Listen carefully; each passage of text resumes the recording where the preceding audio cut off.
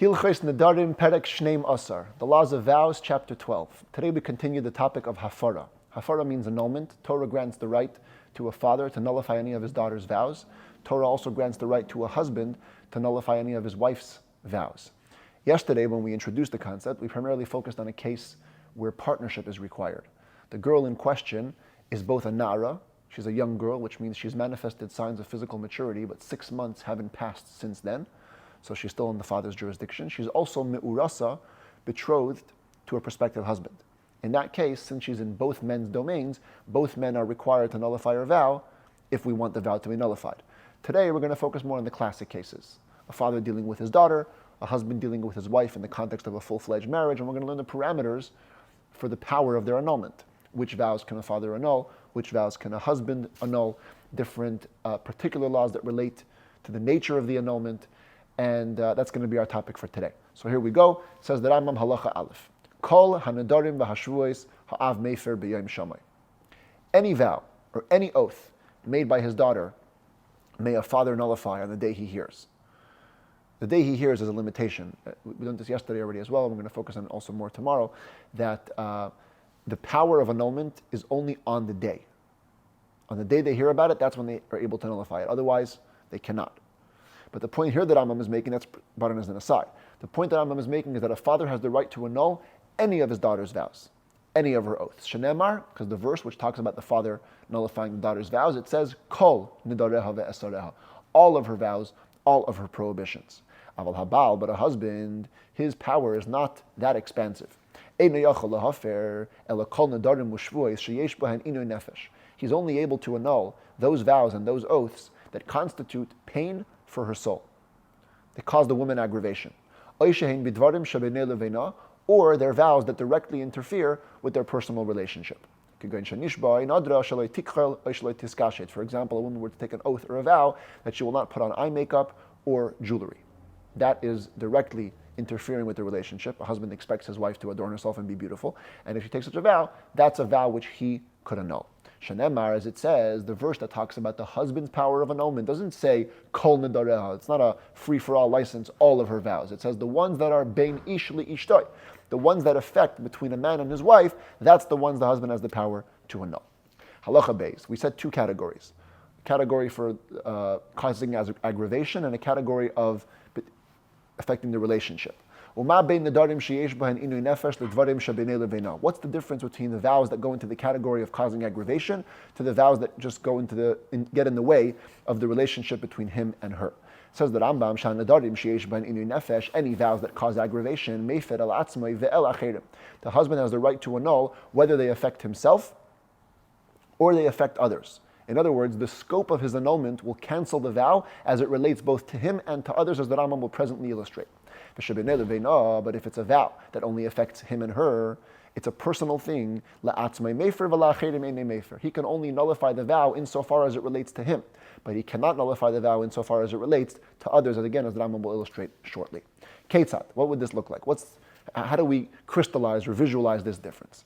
Nadra shalei lechel basar. A woman takes a vow, she's not going to eat meat.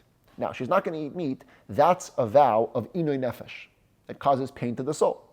Avoiding meat will cause her in some way an aggravation. Mefer law, if the husband then nullifies this vow, when he does so, it's nullified. V'tiyah muteres lechel im kol adam la'olam. She's now able to eat meat with anybody forever. It's not only that she can now eat meat with him for dinner. The vow which she took upon herself to abstain from meat is completely nullified. But if the woman would have made a vow and prohibited upon herself having relations with any man in the world, so that's the second category. It gets in the way of their relationship. And when the husband nullifies that vow, which he's within his rights to do, yafer chelkoi, he can only nullify his own portion of that vow, which would then allow her to have relations with him. And in case of his death or divorce, she remains forbidden to have relations with any other person. And the same thing applies in all similar situations. This is where you see the difference between the first category, inui nefesh, and benei levena, the second category. Inui nefesh, when it's nullified, it's totally nullified. Benei levena, when it's nullified, it's only nullified insofar as it relates to the husband. Halacha daled echad inui gadol ve'echad inui katan. When we classify aggravation or pain to the soul, it doesn't matter what level it is. A great pain, a small pain, the echad inui shul izman meruba elefisha, whether it's a pain which she'll endure for a long time or just for a certain period of time. Hakel mefer abal. In all cases, the husband has the rights to nullify such a vow. Ketzad, what would that look like? Big pain, small pain, long pain, short pain. Nadra nishba shalei tirchatz hayoim. A woman makes a vow or an oath. She's not going to take a bath today. Or she won't drink wine today. Or she won't eat honey today. Those are short pains. Or she made a vow that gets in the way of their relationship. She's not going to put on makeup today, or not going to wear embroidered beautiful clothing today. Mayfair. In all cases, even though it's limited to one day, it's a short pain, he can nullify the vow of the husband. The same thing applies to all similar situations. Even if the woman took a vow to abstain from bad food. There's an argument in the commentaries if this just means unpleasant food or actually bad food. But the point is, she made a vow from something which people would anyway stay away from. Or from a type of food which she never tasted anyway, so there's no real practical implication to her vow. The fact that the vow exists, the husband can say, I don't want that vow to exist, he's going to nullify the vow. Even though it may never come to a practical issue, because she's never eaten it before, and she may never eat it again. Or it's an unpleasant food. Doesn't matter. He has the right to nullify it. Halacha vav, nadra mishteki karais. A woman takes a vow abstaining from 2 loaves. Ba'achas yesh la inoy va'achas ein la inoy. If you examine closer, you'll see that one loaf, the fact that she abstains from it causes her pain. The other loaf doesn't cause her pain, to stay away from it. As the commentaries explain, one loaf was made from more fine flour, one loaf was made from more coarse flour. Staying away from the fine floured loaf causes pain. Staying away from the coarse flour loaf doesn't cause so much pain. The husband may only annul the vow which she will experience pain from, but not the one that she won't experience pain from. Now the commentaries point to an obvious contradiction. In the last halacha we just said, if a woman makes a vow to abstain from unpleasant food, the husband can nullify it. Here, the coarse flour loaf, why don't we consider that as an unpleasant food? And the husband will still be within his rights to nullify that vow. So the commentaries explain multiple ways, but one of the ways is that here, when he nullifies the vow against eating the fine floured loaf, at least he leaves her the option of eating that loaf. So there are 2 options of loaves, so the more unpleasant one, which anyways she doesn't have aggravation from, he shouldn't annul. In the earlier case, the whole vow was concerning that unpleasant food, therefore the husband may make that annulment. There are other explanations, but we'll just keep with that one. That's the simplest one. Halacha zayin nadrash le'teichal te'enim shel medina zu. A woman is in California. Of course, California is famous for its figs, California figs, and she makes a vow she's never going to eat figs from this region, from this state. Yafer mishum dvarim shabeinei lebeina. The husband is now within his rights to nullify her vow on account of interfering with their relationship. This gets in the way between him and her. Why? What's wrong? She doesn't want California figs. Well, guess who's doing the grocery shopping? Who's going to have to bring figs from the next door state because she doesn't want to eat any California figs? It's going to be the husband. It's a big business. It's a big bother to have to take care to bring her figs from a different state. Therefore, if the husband were to die or divorce her, or some other guy brings her from the fruit of California, let's say, those figs would be forbidden to her. Because the Rambam reiterates the principle. When a husband nullifies his wife's vow, because it got in the way between him and her, he only nullifies his part. He doesn't nullify it insofar as others are concerned. And therefore, he doesn't have to make sure to give her non-California figs. But if the marriage ends, and she goes marries another man, or if someone else gives her a gift of California figs, she's still under that vow, and she cannot consume those California figs. Halacha ches v'chenim nadra shleil hanis labrios. A woman makes a vow she's never going to derive any benefit, any pleasure from anybody, any creature. Afal pi she'eina baal biklal. Even if she doesn't put the husband included in the vow, she says, I want to have pleasure from you, but not from anybody else. The husband can annul this vow on account of it getting in the way of their relationship. Because every husband knows. Sometimes you go out to dinner, you go out with friends, someone else will take care of a meal. If she says, I can't have any benefit from anybody else in the world, it puts all the onus on the husband. He doesn't want that. It gets in the way of their relationship. It will strain it. And therefore, he can nullify that vow. Similarly, if she forbids her having pleasure from a specific nation, an entire nation, she takes a vow to abstain from having pleasure from all Jews or from all Arabs, all Ismailites, the husband can nullify this vow. This is considered something that gets in the way of the relationship because you can't avoid it. And he would love for her to sometimes get supported by somebody else. Here, one whole nation is out of bounds. That's not acceptable. Husband can nullify that vow. Halacha tes ha'isha she'amra lebaila. A woman tells her husband, Hanas tashmishi asura alecha. The pleasure derived from having relations with me is forbidden to you. Einot tzarich lahafir. The husband doesn't even have to annul this vow. Halamazeh daima. What would that be similar to? La'oser peres chaveirei al bala peres. You can't tell somebody, listen, you can't have benefit from your own fruit. It's my own fruit. That's the pleasure that the husband derives from relations with his wife is his own pleasure. The woman cannot forbid that pleasure onto the husband himself. Same if the husband says to the wife, Hanas tashmishi asura alayich. The pleasure you derive from having relations with me is forbidden to you. He didn't say anything. As we explained in the laws of marriage, the husband is in servitude almost. He's forced. He's on Torah's commandment to support his wife in food, clothing, and providing conjugal relations. And therefore, he has no right to take away that pleasure which she deserves. But if she tells him, Hanas tashmishcha asura alai, I'm not forbidding your pleasure unto you. I'm forbidding your pleasure unto me. I don't want to have pleasure with you during relations. Tzarich lahafer. Then if the husband wishes to continue having relations, he must nullify that vow. If he doesn't nullify the vow, he cannot have relations with her. We have a rule in halacha. We don't feed somebody things that are forbidden to him. The woman declared her own pleasure forbidden to herself. The husband can't get in the way of that. The Rambam doesn't even get into if the husband said that because he can't. It's the wife's right to get relations from her husband. Husband can never nullify his own obligation, but the woman can, and if she does, the husband has to nullify the vow in order to make it void. Halacha Yud Amra Yikdishu Yadai Lo Eiseyan. A woman says, I want my hands to be holy to the one who made them. Or a vow in some other form which basically communicates the point that the husband can no longer have benefit from the woman's income, from her handiwork. He doesn't become forbidden. It's a worthless, meaningless vow. Because, figuratively speaking, the woman's hands are unlean to the husband.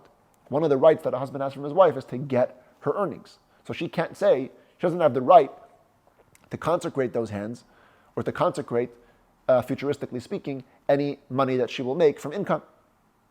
Now, says the Rambam, Afal Pisha Amru, Hashichrur v'hachametz v'hahektish, Mafki and Hashibud. We have a rule in halacha that sometimes certain acts can override a lien.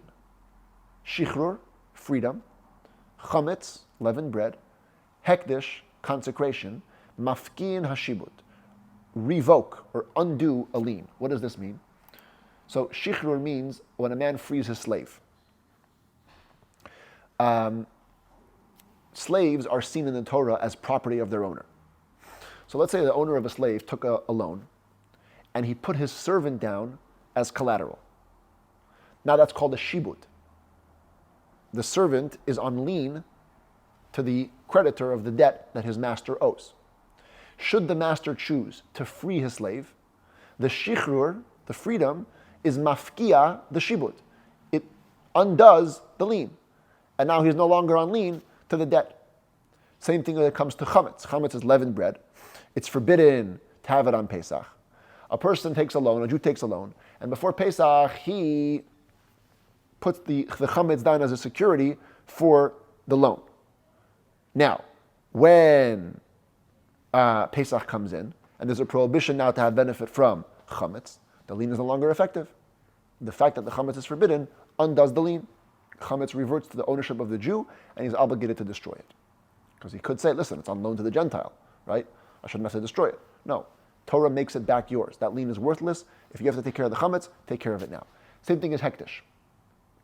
Hektish means if somebody makes something consecrated, even though it's on lien to a loan, that lien is now voided because of the consecration. So here too, the woman's hands are unlean to the husband, but she just consecrated her hands. So the hekdesh, the consecration, should override the lean. It says the Rambam Chachamim asu chizuk l'shibud abal she'eino yechayla lahafkiyai.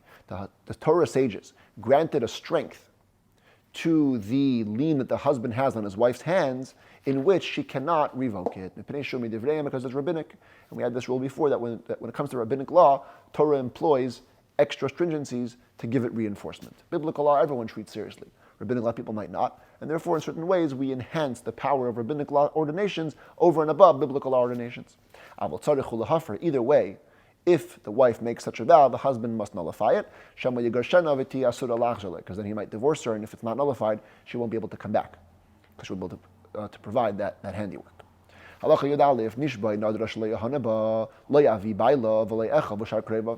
A woman got into a fight with her husband, and she takes a vow or an oath that any of the husband's relatives cannot have any benefit from her.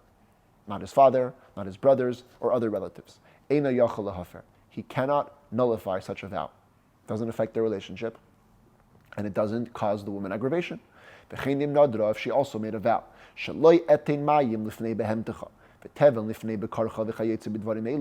I am not going to put the water down in the trough in front of your animal, or the straw down for your cow. So here's a little cartoon. Cows drinking water, cows eating straw, but more real life. Here's the cow eating straw. So the woman says, I'm not doing that for you. I'll serve you, I'll take care of you, I'll make you dinner, but I'm not feeding the animal. Or anything like that.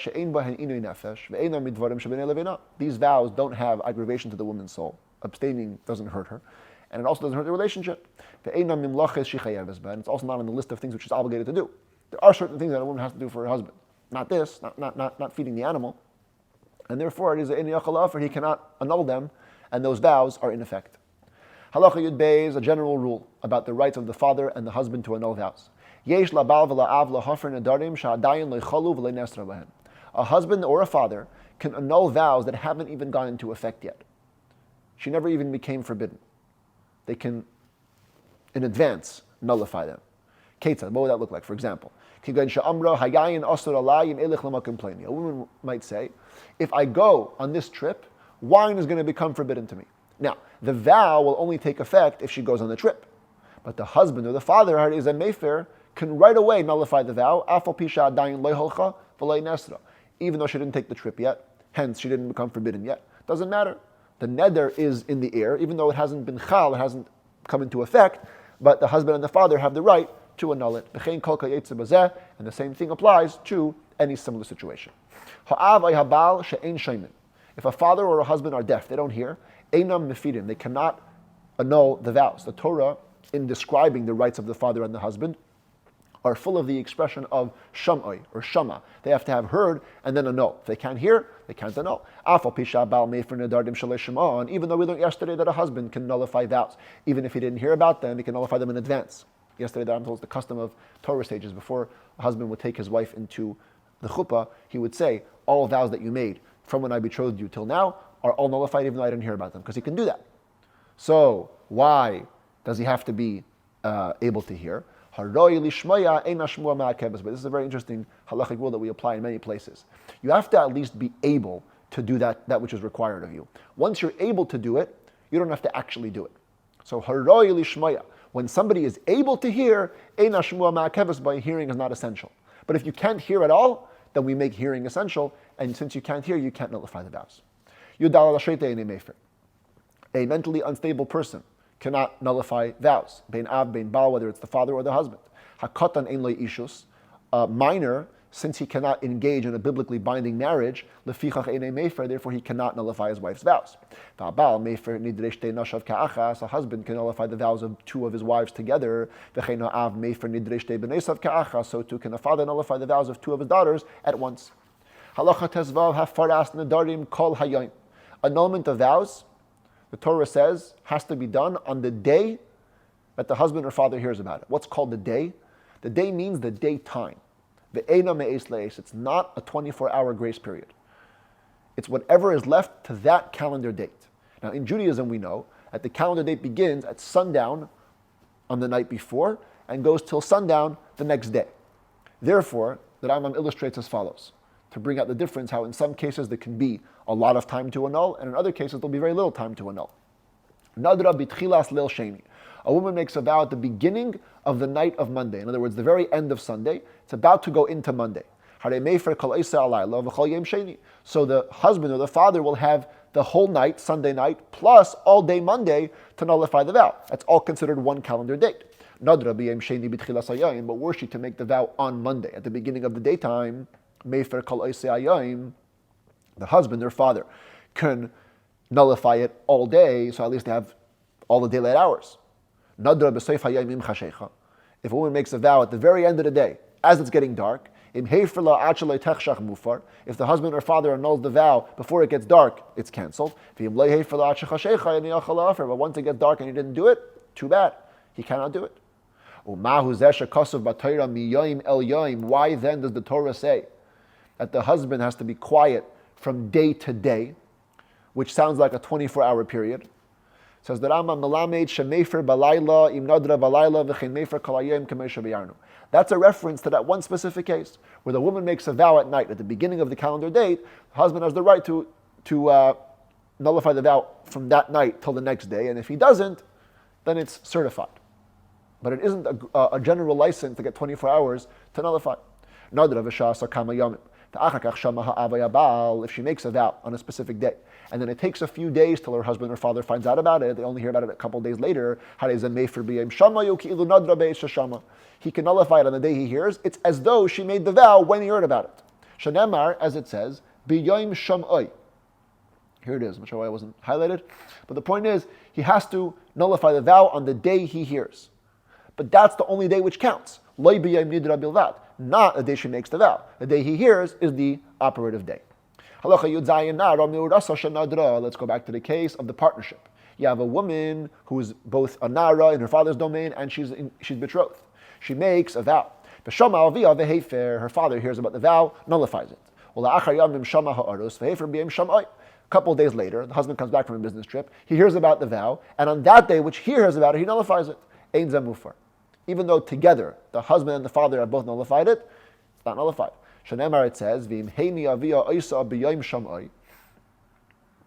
here is that verse. If the father withholds the vow, nullifies the vow on the day he hears it,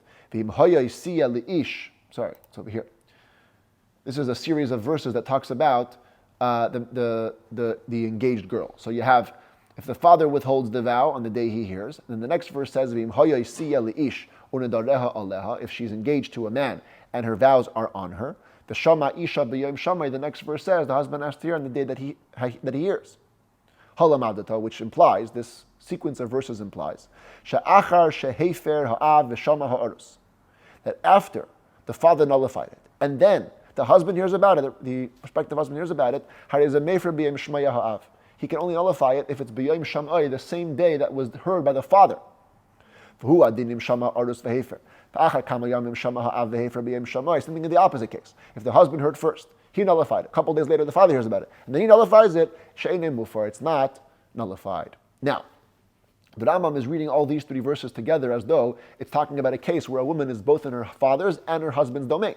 Maybe the two verses are meant to be two separate categories. How do we know in these verses on the screen here, we're talking about an engaged girl? Because later there's a separate verse which talks about a married woman, and it says, if a woman makes a vow in the house of her husband, and her husband hears and is quiet. Since this verse talks about a fully married woman, that implies that the earlier verse, talking about a husband hearing, was the prospective husband, the fiancé, an engaged man. A father hears the daughter make a vow. A husband hears a wife make a vow. And he's quiet just to pain her. Even though he never meant to certify her vow. Since the bottom line is the day passed with no annulment or cancellation, the vows go into effect. If a woman makes a vow and her father or husband nullifies it, she doesn't know that he nullified it. In her mind, she thinks the vow is still effective. And purposely, from her perspective, she violates her vow or her oath on purpose. Hare zuptura, she's exempt. Va'afalpishin yiskaven ali isur, even though she meant to do a prohibition. Hoil v'nasa heter ptura, since the bottom line is the act was permissible, she's exempt. V'alzen nemar, about this case, the Torah says, V'Hashem yislach la ki heini aviha isa. May God forgive her. Here it is. May God forgive her because the father, in the end of the day, held her back. In other words, even though she may not know about it, she gets forgiven. Oh, I didn't show the cartoon here. Woman makes a vow, and the husband is quiet. He says, have it your way. Like, he's quiet just to pain her. But bottom line is the day passed, so he doesn't get to annul it.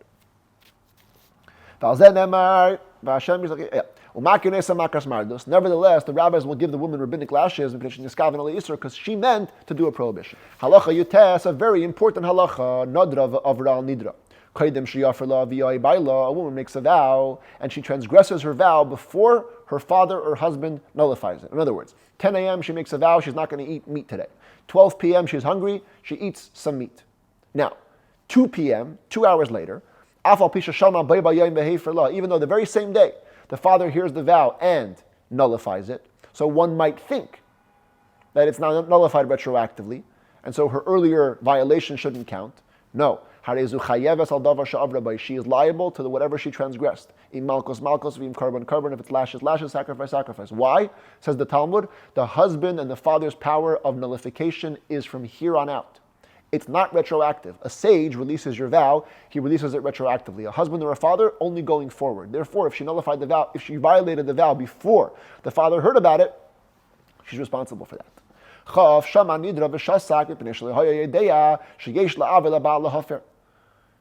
An ignorant Jew, he hears his daughter make a vow. He doesn't know that a father needs to nullify the vow or has the ability to. Or same with the husband. Or he knew that he has the power, but he didn't think this vow needs to be even nullified. Like we saw earlier in the chapter, some vows are so useless, you don't have to nullify it. So he thought this is one of those vows. Later on he finds out, he can nullify it when he finds out. The time he finds out is as though it's the time she made the vow or he heard about it. And he has all day to nullify it. A wife makes a vow, but the husband thinks it's his daughter. He nullified the vow, thinking he's nullifying his daughter's vow. Or she makes a vow to be a Nazirite, and he thought that she made a vow to bring a sacrifice. And he nullifies the vow, thinking that it's a carbon, a sacrifice that he's annulling. She forbade herself by a vow to have figs. He thought it's grapes. And he nullifies the vow, thinking that he's nullifying a vow of grapes. He must re-nullify the vow when he finds out the vow or who the person making the vow is, daughter or wife. He must nullify the vow with the intent for the woman, the proper woman who made it, and for the vow, the true vow that she made. Because it says, her father did not hold her back. Now this verse doesn't say anywhere. So presumably there's a mistake here in the text, or there's a different version, or whatever it is. But in this verse, which talks about the father's power, it says, same concept. Father was quiet. But it means, he has to be quiet about her. For the woman who made the vow. It also says in the positive, the father has to hear her vow. He must know what the vow that she made was. You have to hear her vow, the true vow. Only when you hear the true vow, that's when you can nullify it. If you find out later, re-nullify it. That day when he finds out the correct piece of information, it's as if he heard it to begin with, and he can nullify it all that day.